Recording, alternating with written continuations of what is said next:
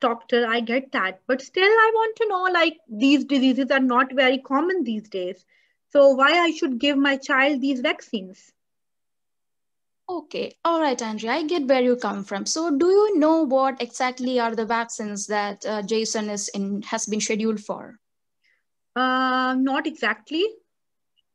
Yeah. Well, yes. So, in the 8 weeks, like you told me, he's 1 month. We give sort of 6-in-1 vaccines, which include the ones like the diphtheria. Then there is one known as polio. Then there is tetanus. And apart from this, there is something like hepatitis, like Haemophilus influenza, and even these ones like rotavirus and these meningococcal ones. So these What are, are I'm just giving an overall idea. It might be a lot for you to take in. Okay, yes, continue, Andrea. okay, but what are these? Like, these are really complicated terms for me. Can Yes, you yes, simplify? Andrea. So I was just telling these are the ones that we give, and Mhm. some of these, like diphtheria or polio, can sometimes cause real complications, like even cause further spread of the virus, and could even handicap children at times if these are not given at the proper times. Mm-hmm. Yes, and if some of these, like for flu, if you catch a flu when you don't take this vaccine, it can even affect your baby's ears, affect his brains, and even his lungs or his heart. And such complications are likely to occur. So, don't you think it is really important for Jason to have these vaccines at 8 weeks? All right, I will think about it. But doctor, are there any side effects of these vaccines? Well, in general, just like any medicine, vaccines can have some minor side effects, like, sometimes children might get a bit snotty, or sometimes they could get some mild fever. But Okay. are just some common things that can occur, and mostly the vaccines are really safe. And don't you think, comparing with the implications of not taking the vaccines, these are quite manageable things? Don't you think so? Oh, yes, doctor, you are right. Oh, yes, I'm very happy that you have got my point. Is there anything in your mind regarding these vaccines? Anything else? No, doctor, I will talk to my husband and I will let you know whether we want to go for them or not. Yes, sure, Andrea. Just have a chat with him. But however, when you come with your baby for the vaccine, we'll have a general look on him and see whether there's something like any severe fever, or if he's like irritable, or if he's like unwell. We'll definitely have a check on him before giving these. And these are really quite safe, and we will give you leaflets to read regarding this, and all the necessary advice that you will need regarding this vaccination. All right. So time's up. Okay, thank you. Okay, that was a really good attempt, Dr. Rosemary. I must Oh, say, you are doing really good. Your IPS was on point. Similarly, your structure was fine. Your data gathering was very, very good, and you addressed the concerns as well. A few things I want to add to yeah, sure. further like improve your performance. But before that, anyone else want to add anything?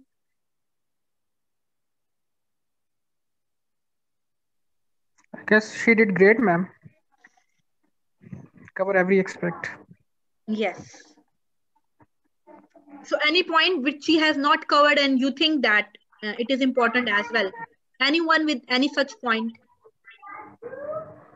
Um, Just, I wanted to add that the patient was asking about the vaccines, and Dr. Rosemary gave example of flu vaccine, which we are not giving at the moment. It would have been better if we would have talked about one of the vaccines that we were giving at that moment. No, when I said flu, I actually meant, some of them that can cause like Influenza vaccine, right? symptoms of flu like influenza. Because Yeah, Haemophilus Influenza. influenza is one of the 6-in-1. Yes, yeah. But correct. generally, flu term they use here for the swine flu and that which is given later on. So No, I think the flu vaccine, when we would have that station, it is H influenza that we are meaning mainly also, apart from the common flu. Because like the ones which mutate and the ones, the antigenic shift and rift that happens every year. So H influenza is an important one in causing flu, I think. I Yeah, think it that is is, in 6-in-1. Yeah. they both are different. That this is H1N1 and that is Hib is different. But influenza causes, she meant to say that the diseases which these vaccines can cause.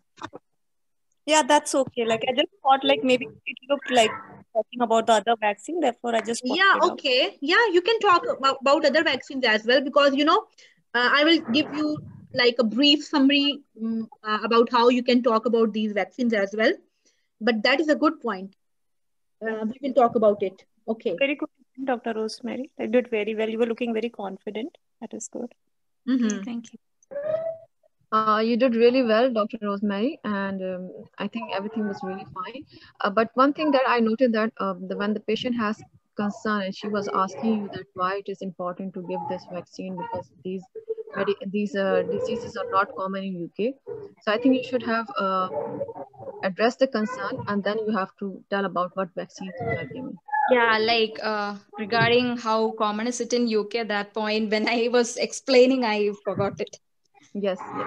Yeah. Thought of addressing it second, but I Otherwise, you somehow did left really it well. out in Yeah. the pressure. Yeah. Thank you. Simple answer to this question is outbreaks. And next thing is that travel.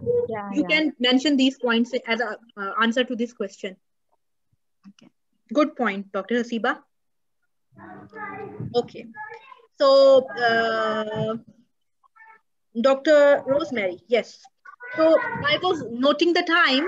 You kept taking history. I take up till 5 minutes. It is okay. Can you please mute yourself? Somebody is talking. Okay. Rosemary, you can unmute yourself now. Okay. Okay, yeah. So, like one point I want you to like modify is that you were taking history up till 5 minutes, and few questions I noticed you asked twice. Like first you asked about V and poo, and then again you asked about wetting of the diapers and Yeah, I noted that, change but in. I thought, I didn't initially like any second time I meant like any color changes or something maybe But it's noticed in okay. diaper. It's okay It's to omit okay. it, definitely. Yeah, Yeah, yeah. but it's okay to omit it because this is a general station and overall Yeah, health of child is fine. You are not in other kind of station like history taking station. You are asking these specific question to rule out your DDs. You are not doing that Mhm. here. You are talking about That's true. general health as a Yeah, whole. so I would get more time in counseling. I should Yeah, have yeah, shortened it. Yeah, yeah. yeah. Thank you. Yeah, yeah. That's true. So you can, when you are talking about V and poo, if it is Mm-hmm. if you need to ask these question there and then you can clarify your Yeah, question. Any exactly. problem with the V and poo you have noticed there and then. Yeah. And similarly, like Okay. I think if you are asking about bird plus one questions, uh, I and other questions are the other Q3, Q4, Q5, and it's fine. But when you are asking about hospitalization and surgeries, similarly, it is not. I would not Quite say it is relevant. Yeah, irrelevant, yeah. but you can merge this question as a single question and ask in one go to save your time. Yeah, yeah. Okay, okay. Apart from this, your station was flawless, and I could not pick anything else except you can minimize your history a little bit by Yeah, so I can give more time to the counseling yes, part. counseling That's part. true. Yes. Okay. Yeah, we can do this if we can control our nerves, actually, Yeah, we need to Yeah, do it. that's why we have mnemonics, because in the Yeah, exam, when you are following a mnemonic, obviously we are listening to the patient, but still the next question is in our mind, and we will be yeah. asking about that. Hmm. Okay. And in pediatrics, it's mainly the past medical history, the bird, and then just the head to toe DDs. That is fine, isn't it? That's the structure, right? Yeah, head to toe DDs. But here, DDs are not relevant here because this is just immunization. Just to see if child is fine. Yeah. And that will be the same thing you will be following in other immunization.